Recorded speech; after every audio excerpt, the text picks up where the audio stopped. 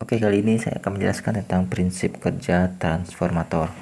Jadi transformator itu adalah suatu alat ya yang digunakan untuk mengubah arus bolak-balik dari tegangan rendah ke tegangan tinggi atau sebaliknya. Jadi dia tuh nanti ada dua jenis, ada yang step up, ada step down, menaikkan tegangan atau menurunkan tegangan. Dan yang digunakan adalah tegangan bolak-balik, artinya tegangan AC. Tegangan AC atau alternating current. Ada yang namanya DC. Kalau DC itu yang baterai ya. Kalau AC itu yang ada pada rumah-rumah kalian tuh yang ada colokan itu. Nah, itu namanya arus AC. Dia berasal dari sumber listrik PLN ya. Oke. Perbedaan AC dan DC itu harus tahu juga.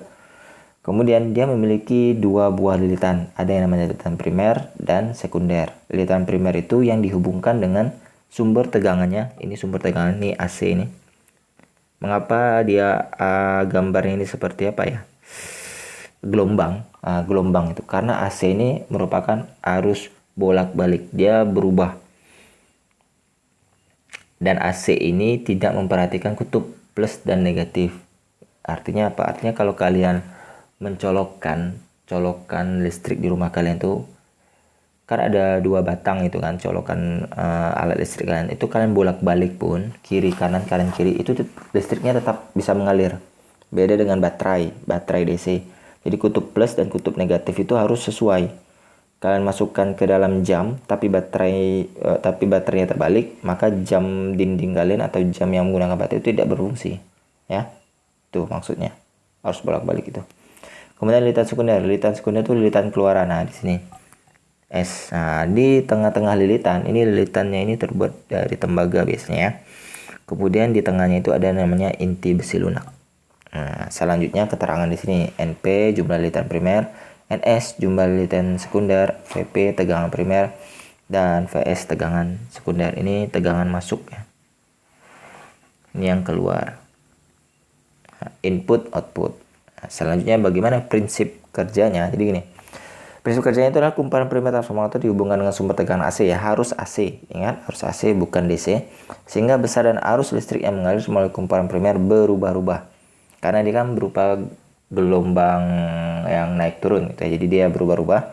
Dengan adanya perubahan besar dan arah arus listrik pada kumparan primer, maka dapat menginduksi kumparan sekunder, sehingga pada kumparan sekunder timbul garis gaya listrik atau tegangan yang ditimbulkan oleh perubahan induksi dari primer ke sekunder tadi. Nah, maka dia akan menimbulkan listrik. Padahal di sini kan tidak dihubungkan. Kalau kalian lihat secara ilustrasinya, dia hanya dihubungkan melalui inti besi ini, tapi dia tidak ada kabel di sini antara NP yang masuk dengan yang keluar. Ini tidak ada kabel di sini, dia tidak terhubung. Jadi dia ini menginduksi. Nah, menginduksi sehingga timbullah medan listrik yang ada di sekundernya, GGL-nya. Dan yang dihasilkan itu tergantung, bisa naik, bisa turun. Nah, makanya ada dua jenis. Dua jenisnya itu ada step up dan step down. Kalau step up, dia menaikkan tegangan. Artinya yang keluarnya itu lebih besar nih. Nah, kalau step down itu menurunkan tegangan. Artinya yang keluarnya itu lebih kecil. Ya, nih NS yang keluar ya, lebih kecil ya. Kemudian nanti ada hubungannya dengan I. Kalau ini nanti terbalik ya. IP itu nanti lebih besar pada IS. IP itu adalah kuat arus primer ya. Ini tambahan ya. IS itu adalah kuat arus sekunder. Nah, ini kadang di soal-soal ada pertanyaan seperti ini juga. Ini dibalik juga. Jadi IP-nya itu nanti lebih kecil. Jadi kebalikan dari mereka berdua nih. Nah, oke. Lanjut. Nah, ini adalah rumus-rumus yang berlaku pada transformator. Yang pertama itu ada rumus ini. VP itu adalah tegangan primer. Tegangan primer. VS itu adalah tegangan sekunder.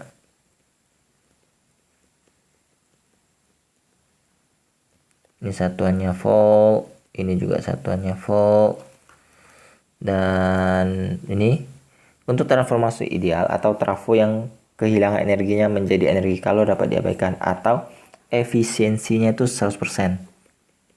Efisiensinya 100%. Artinya tidak ada energi yang hilang pada proses induksinya. Jadi semua arus atau semua tegangan yang masuk itu nanti akan keluar juga dayanya sama. Dayanya itu yang masuk sama dengan daya yang keluar. Nih, maka berlaku ini juga. PP ini adalah daya primer atau daya masuk ya. Satuannya ini watt. PS ini adalah daya sekunder atau daya yang keluar. Ini daya yang ada pada alat listrik biasanya. Kemudian efisiensi. Efisiensi itu simbolnya ini dia salah seperti ini ya.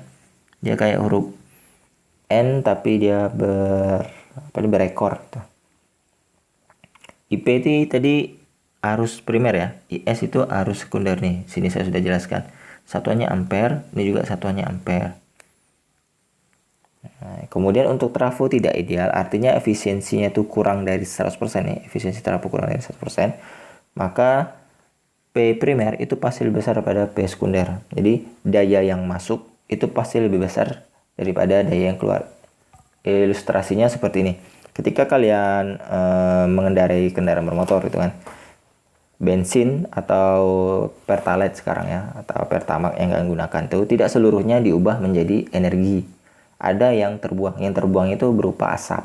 Itu contoh sederhana ya. Walaupun asapnya tidak banyak tapi tetap ada asap loh kendaraan bermotor itu. Kemudian ada yang terbuang juga menjadi energi panas. Energi panas yang ada pada knalpot, yang ada pada mesin, itu adalah proses pembuangan energi yang tidak sempurna menjadi gerak 100%. Jadi energi yang ada pada bensin atau pada pertalite atau pada pertamax, bahan bakar kalian itu tidak seluruhnya diubah menjadi gerak. Jadi ada yang terbuang sia-sia menjadi panas. Nah, itulah dia mengakibatkan efisiensinya itu tidak sampai 100%. Itu dalam kendaraan bermotor ya.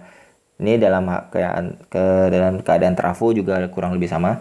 Jadi tidak seluruh daya yang masuk atau power yang masuk itu sama dengan power yang keluar, daya sekundernya. Nah, ini rumusnya nanti efisiensi sama dengan PS per PP dikali 100%. Berhubung PS itu adalah P itu adalah V kali I, nah, maka kalau PS, VS kali S. Kalau PP itu VP kali IP. Jadi seperti itu. Nah, ini biar lebih afdol atau biar lebih lengkap kita bahas dulu contoh soalnya. Sebuah trafo memiliki jumlah lilitan masukan. Lilitan masukan itu berarti NP. 600 lilitan. Kemudian yang keluar NS-nya 1200 lilitan. Jika lilitan masukan dihubungkan dengan tegangan 100 volt, ini berarti yang masuk itu berarti V primer. 100 volt. Pertanyaan besar tegangan yang keluar.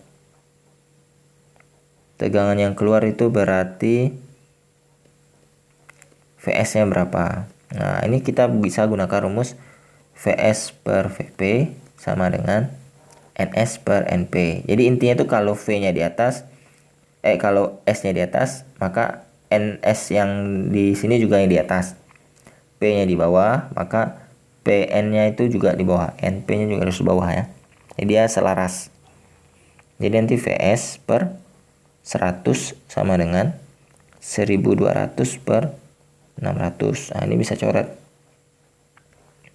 Habis dapatnya 2 ini, 1. Jadi tinggal kali silang. Maka nanti VS sama dengan 2 kali 100. VS sama dengan 200 volt. Nah, ini dia jawabannya. Dia merupakan trafo step up. Kalau ditanya ya, trafo step up. Kalau tidak dihitung pun kalian bisa lihat kok. Ini NP-nya kan lebih kecil daripada NS. Atau NS-nya lebih besar. Maka dia trafo step up. Selanjutnya arus pada kumparan keluaran. Jika arus masukan 6 ampere, berarti itu kurang nih ya. Tambah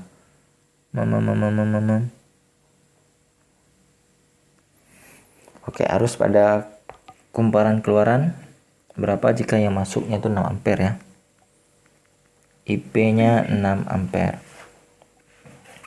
Ini kalau dia tidak dikasih tahu tentang efisiensi, jadi dia 100% efisiensinya. Maka berlaku nanti VP kali IP sama dengan VS kali IS. Nah, VP-nya berapa? VP-nya kan tadi sudah dapat, mana nih VP.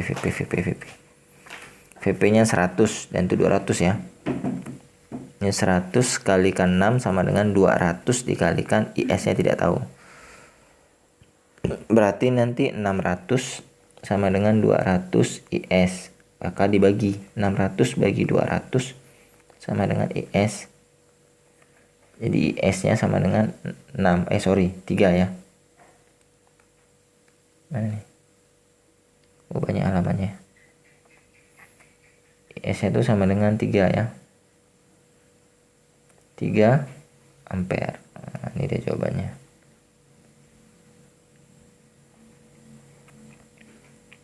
Selanjutnya contoh soal tentang efisiensi. Sebuah trafo punya efisiensi, ini namanya eta ya, 60%. Jika trafo dihubungkan dengan tegangan 100 volt, trafo dihubungkan dengan tegangan 100 volt, berarti ini VP-nya 100. Ternyata arus primernya IP-nya 2 ampere. Berapakah arus sekundernya? Nah, IS-nya ini berapa? Jika NP ber NS sama dengan 2:5. Nah, itu berarti NP per NS ya.